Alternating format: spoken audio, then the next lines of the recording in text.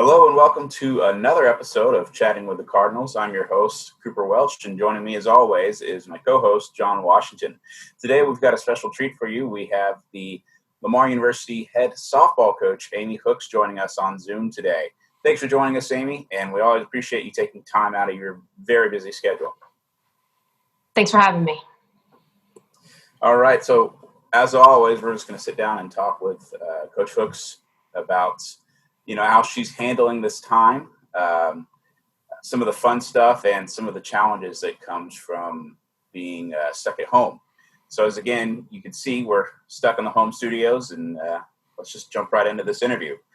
So Amy, this is somewhat of a stressful time, and during this time, anxiety can really come up. How are you handling stress, and what are some of the ways that you're trying to work through this and still be productive and not be too stressed out to relieve stress? Yeah, just kind of gathering thoughts, what does the future look like, and kind of planning for that. So constant communication with the team, the current team, and then the new kids coming in next year, and just kind of, planning and getting everything ready and taking it day by day, really. And just telling them, develop a routine. I'm developing a routine. I'll go out and walk and / jog about 5 miles a day and come home and do projects or whatever to keep myself busy, but mainly just, what does the future look like for Lamar softball? And that's what I'm kind of trying to figure out and kind of trying to nail down. Yeah, absolutely. Do you have any insights into what that future looks like right now? There's still a lot of unknowns. NCAA is voting on eligibility, I think, today, and there's a lot of stuff that goes with that as well. There's a lot of layers they have to kind of peel back and see how that's going to look. So, I have kind of a projected outlook on what it's going to look like, but, nothing's going to be set in stone until we kind of get some more answers and kind of figure out how this is going to go. But definitely have a great class coming in, really competitive, and then excited about who we return. And then the seniors, that's kind of still up in the air. We don't know kind of their decisions yet, waiting for NCAA. And then they have a tough decision to make, right? If some of them got into PT school, some of them have life set up after softball with the thought if they were graduating, at the end of this year. So a lot of decisions that still have to be made that kind of make everything else fall into place. Sure. But it's one of those times where, it's challenging to do the right thing, but it's worth it to do the right thing. Right. Yeah. Well, talk to us about that eligibility that might or may not be happening, that vote you mentioned today. There's been all sorts of things bandied about, at least in the baseball world, about, maybe pushing the 2020 season into the fall and having a fall baseball season, and then the 2021 season starting right after that. There's, other people saying you're just going to have a roster of 50 or 60 kids, depending on your recruiting class. What are some of the solutions that you've heard, and which one do you lean most towards having this next season? Yeah, obviously there's not going to be a perfect solution. Somebody's going to be left out. Somebody's going to be unhappy. And that's the tough part about it. I don't know about, pushing it into the fall for our sport. That really, doesn't matter a whole lot for baseball. I think that'd be really tough with your pitchers and the rotation there. And that's just a lot to kind of cram in there. I think the best solution is to figure out how we can, at least allow them to get their year of eligibility back. Whether they exercise it or not is up to them, but at least they get to go out on their own terms. But again, there's a ton of stuff that goes into that, because you have the financial piece. Who's going to pay for that? It's not cheap. And then that trickles down. A lot of people don't realize that it's not just about the seniors. When you're talking about eligibility, you're giving it to every class, and it trickles down to your recruiting class. Kids that were supposed to come in this next season to replace those seniors that were supposed to graduate.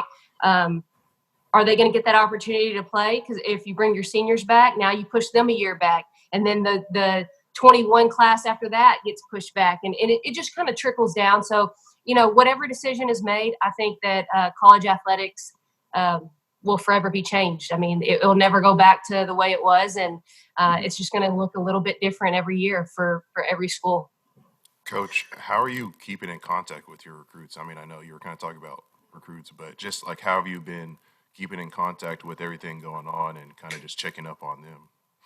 Yeah, we have a group message with them, so we can still text message, we can still call, and just checking in and telling them, need you to develop a routine. I need you to get creative during this time and figure out ways to practice social distancing and take all these health factors in account, but still work on your skill. Still, find something, body weights or something to do some workouts, go for a run. And the last message that I sent them last night is, hey, the current team and I talked about that this time is going to separate the good teams from the great teams. Whoever gets the most creative and puts in the time and doesn't just sit on the couch all day and binge watch Netflix, those teams are going to show out in the fall and in the spring. And so what I told that 20 class is, hey, you're a part of that class. This is what we're talking about, and I need to let you in on this.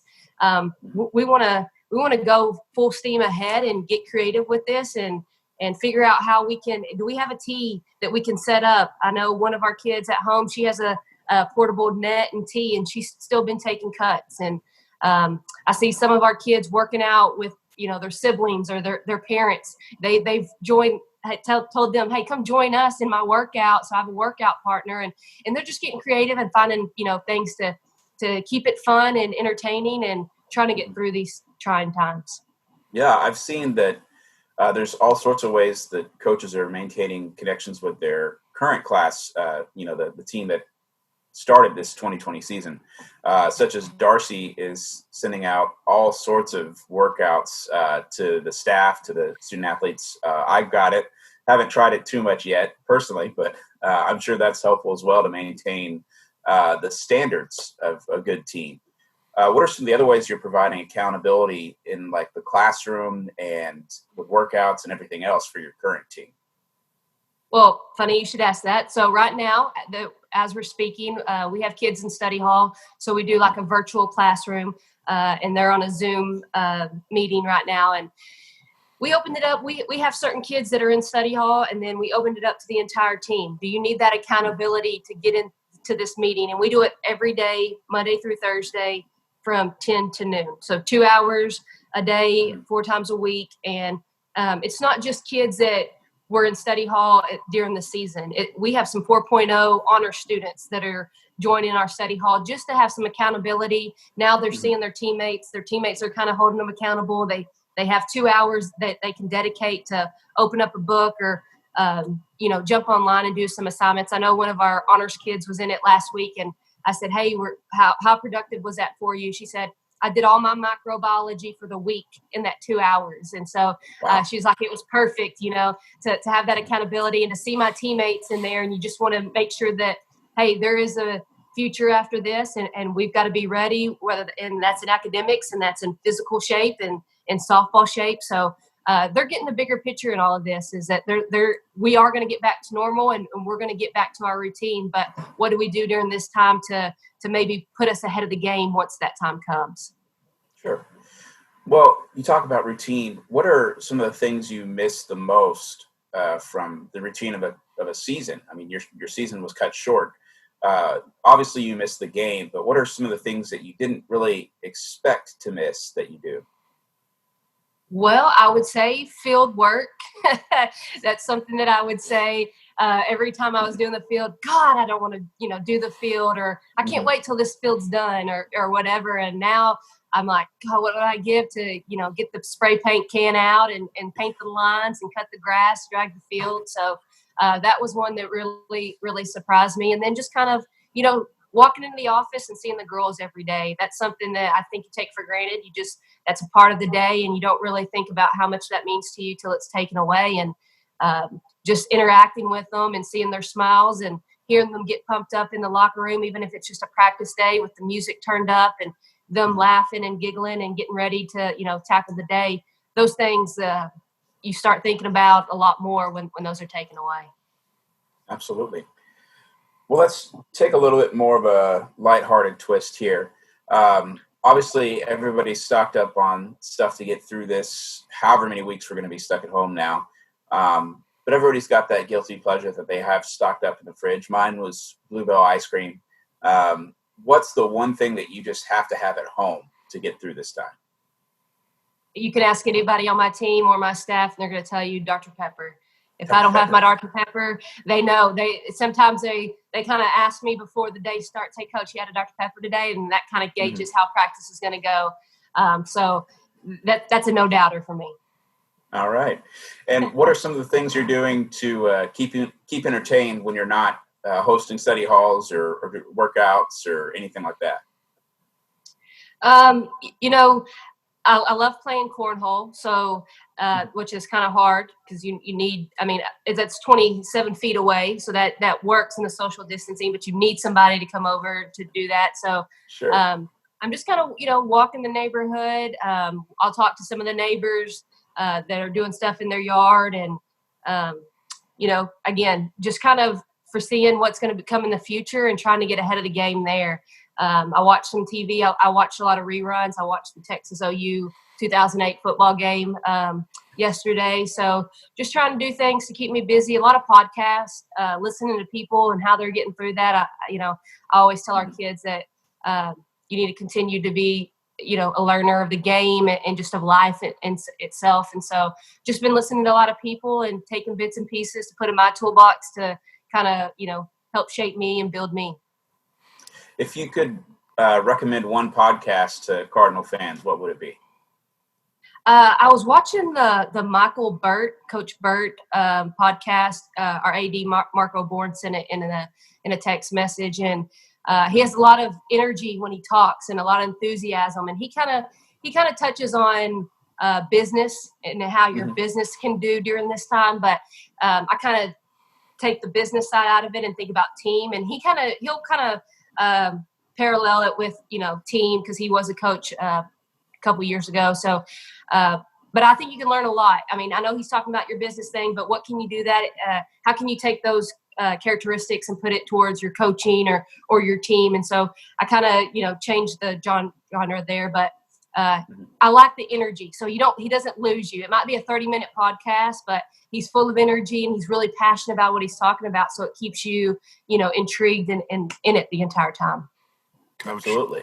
What kind of things? I mean, you're kind of mentioning like things changing, and obviously with school being online and workouts being at home.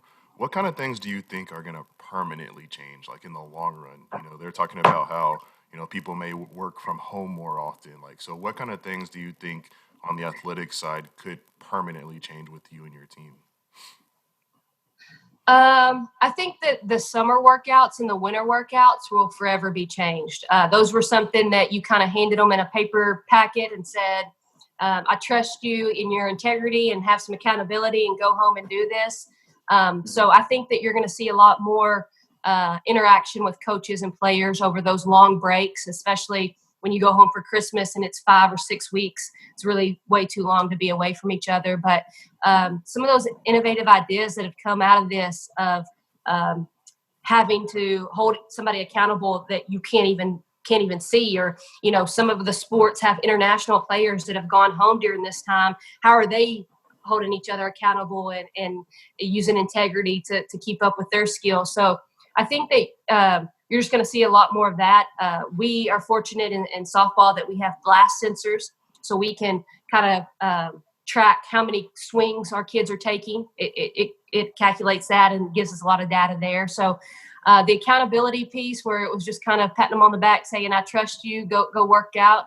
I think that's going to be a lot more in depth and detailed in the future. And again, now there's really no excuse not to work and, well, I don't have this, or I didn't have access to that. Well, remember those 2, 3, 4 months that we couldn't go to gyms and you had to get innovative and stuff. Those excuses are going to be far and few between now. Absolutely.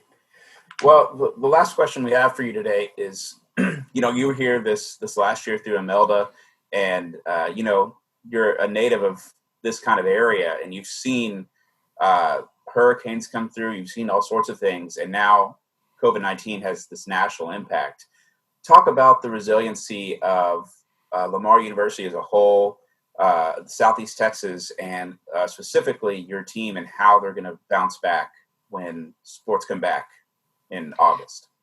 Yeah, obviously our community, they rally around each other. I've always said it. I love the support that they give Lamar and just Southeast Texas in itself. And President Evans has done a tremendous job.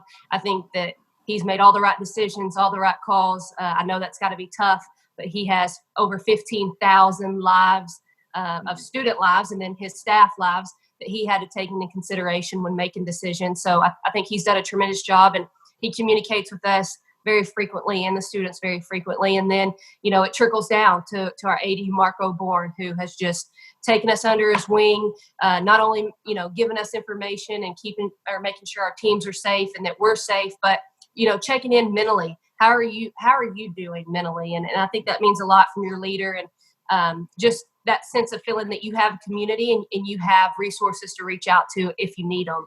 And then just, Beaumont and Lamar in itself, they rally around. I feel like they get stronger after everything that's happened. After Harvey, they got stronger. After Ermelda, we've gotten stronger. And then with this, I think you're just going to see us get stronger. You can go online and see how many people are supporting small businesses. That's a huge thing right now. And we have a ton of them in Southeast Texas and in Beaumont, and people are just, pouring support into those places. And then it's felt, all over the nation as well. And you see people doing, nice deeds and coming together, and more families spending time together, and parents out in the front yard, playing catch with their kid. And I think that's the biggest thing in all of this is we're going to look back after all this is finished, and we're going to be teaching this in our history lessons of when this, happened, and this outbreak in the nation. What came of it? What was the positives? And I think that's what everybody needs to really look at is there's a lot of positive that's coming out of this COVID-19. And those are the things you need to hang on to. I think some of those younger kids are going to remember this for the rest of their lives. They didn't get to go to school. That's going to be a weird time, but they probably had a lot more dinners around the table, and they probably had a lot more time with their families. And those are the memories that they're going to cherish for a lifetime. So I just like to look at the positives, and I think that, everybody's doing their part and supporting where they can. And just like every other disaster that hits us, we're going to get through it, and we're going to be stronger because of it. Absolutely. Well, thank you so much for joining us today, Coach. And we really appreciate your message of staying positive. I think that's something that all Cardinal fans can take away from this. We need to look to the future. We need to stay positive and stay hopeful. Appreciate it. All right. Coach. Thank you very much. Yeah. Thank you. That's awesome. All right, Cardinal fans. Just again, we want to remind you to stay positive and stay tuned here, the Chatting with the Cardinals podcast, to know everything you need to know. We'll have plenty of coaches and student athletes and maybe a few other special guests in the coming weeks and months. And just another reminder, wash those hands.